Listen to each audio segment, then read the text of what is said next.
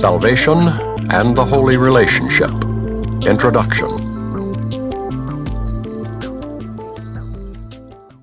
Take pity on yourself, so long enslaved. Rejoice whom God hath joined, have come together, and need no longer look on sin apart. No two can look on sin together, for they could never see it in the same place and time. Sin is a strictly individual perception, seen in the other, yet believed by each to be within himself. And each one seems to make a different error, and one the other cannot understand. Brother, it is the same, made by the same, and forgiven for its maker in the same way. The holiness of your relationship forgives you and your brother, undoing the effects of what you both believed and saw. And with their going is the need for sin gone with them. Who has need for sin? Only the lonely and alone, who see their brothers different from themselves.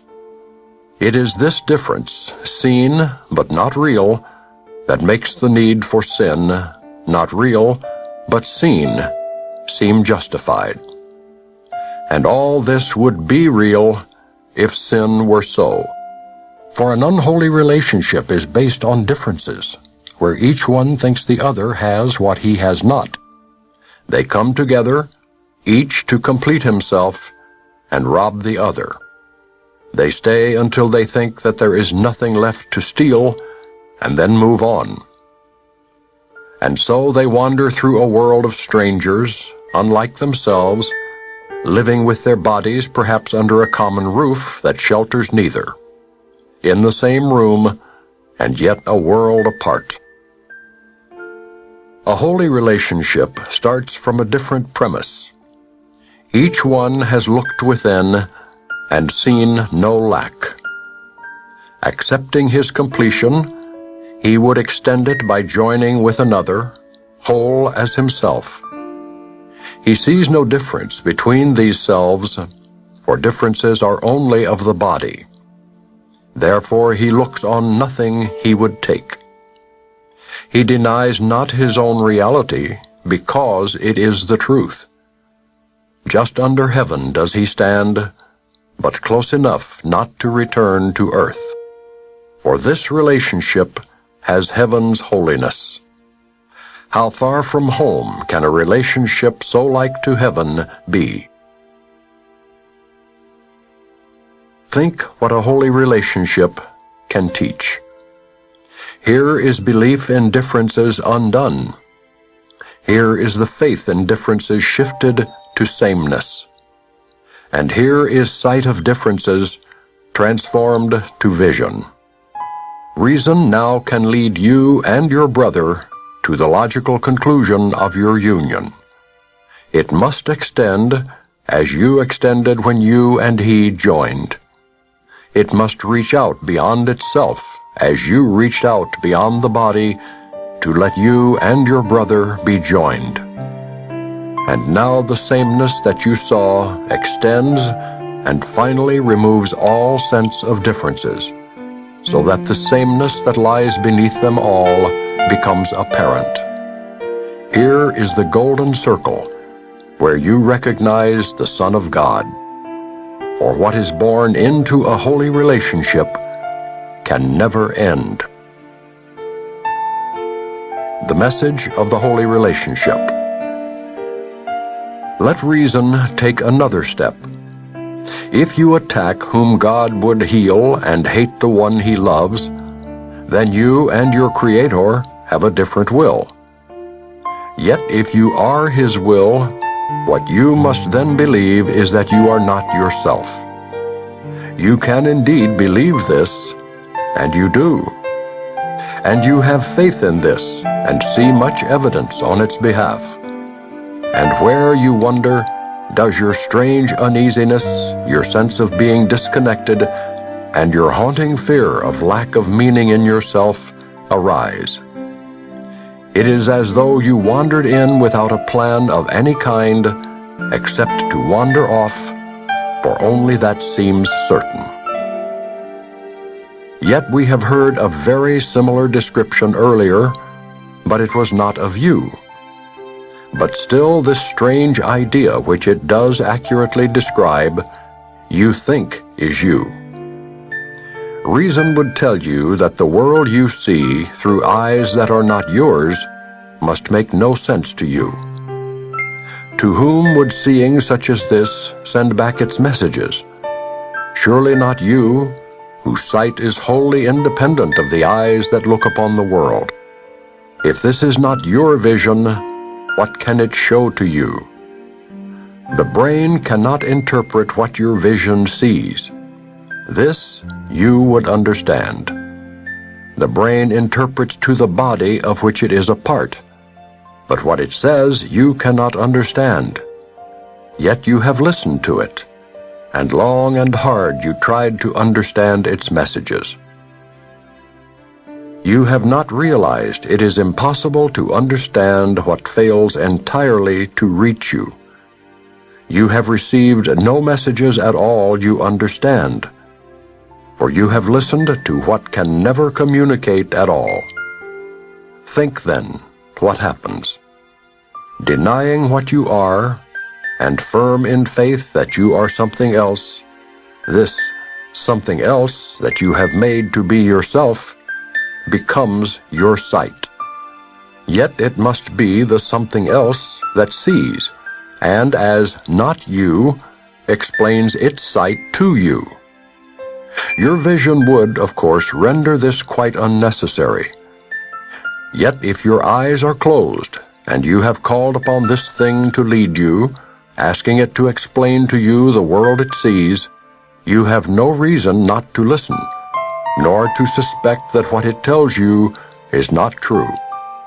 Reason would tell you it cannot be true because you do not understand it. God has no secrets. He does not lead you through a world of misery, waiting to tell you at the journey's end why He did this to you. What could be secret from God's will? Yet you believe that you have secrets. What could your secrets be except another will that is your own apart from His? Reason would tell you that this is no secret that need be hidden as a sin, but a mistake indeed. Let not your fear of sin protect it from correction, for the attraction of guilt is only fear. Here is the one emotion that you made, whatever it may seem to be. This is the emotion of secrecy, of private thoughts, and of the body.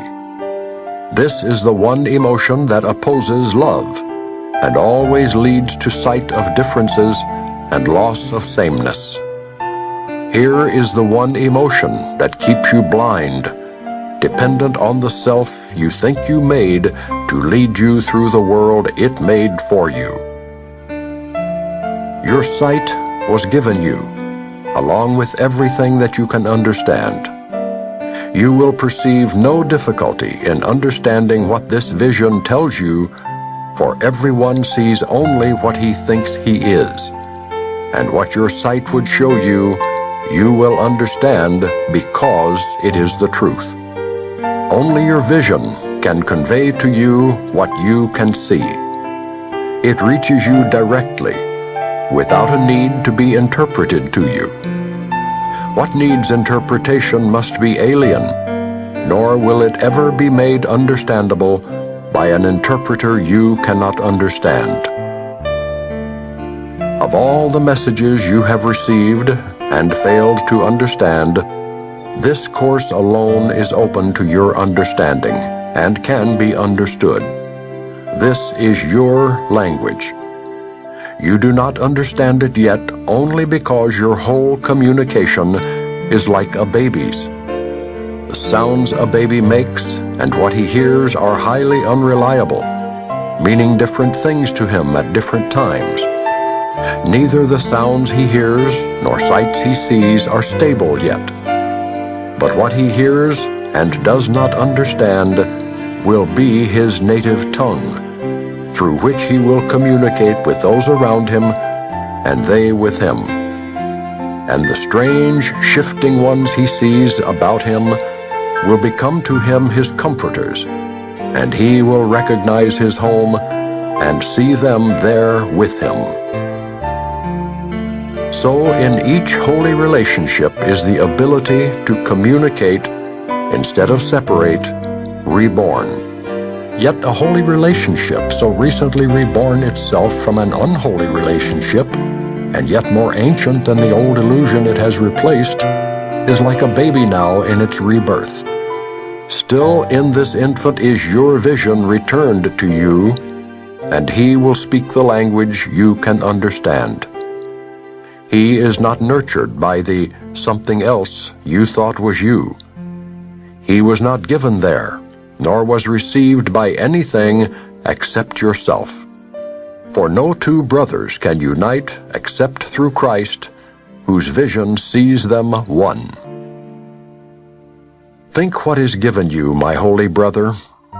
This child will teach you what you do not understand and make it plain. For his will be no alien tongue. He will need no interpreter to you, for it was you who taught him what he knows, because you knew it. He could not come to anyone but you, never to something else. Where Christ has entered, no one is alone, for never could he find a home in separate ones. Yet must he be reborn into his ancient home, so seeming new, and yet as old as he, a tiny newcomer, dependent on the holiness of your relationship to let him live. Be certain God did not entrust his Son to the unworthy. Nothing but what is part of him is worthy of being joined, nor is it possible that anything not part of him can join. Communication must have been restored to those who join, for this they could not do through bodies. What then has joined them? Reason will tell you that they must have seen each other through a vision not of the body, and communicated in a language the body does not speak. Nor could it be a fearful sight or sound that drew them gently into one. Rather, in each the other saw a perfect shelter where his self could be reborn in safety and in peace. Such did his reason tell him. Such he believed because it was the truth. Here is the first direct perception that you can make.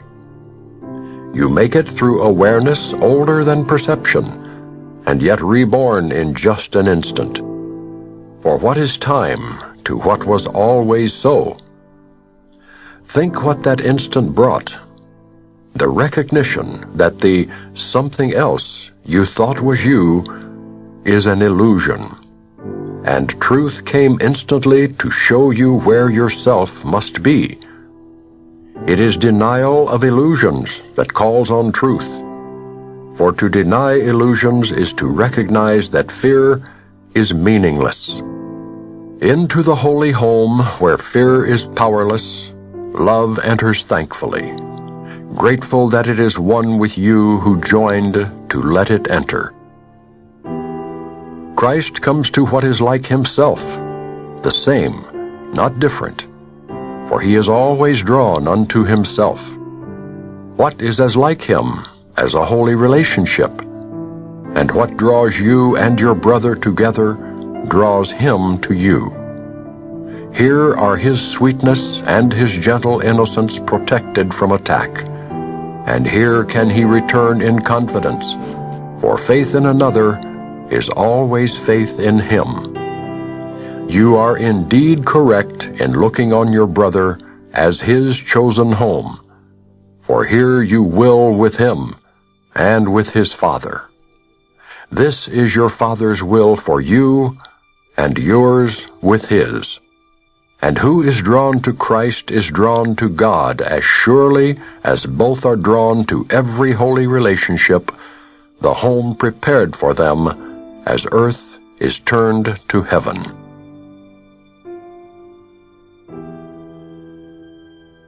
My sinless brother is my guide to peace. My sinful brother is my guide to pain, and which I choose to see, I will behold. Who is my brother but your holy Son? And if I see him sinful, I proclaim myself a sinner, not a son of God, alone and friendless in a fearful world. Yet this perception is a choice I make and can relinquish. I can also see my brother sinless as your holy Son, and with this choice I see my sinlessness, my everlasting comforter and friend beside me, and my way secure and clear. Choose then for me, my Father, through your voice, for he alone gives judgment in your name.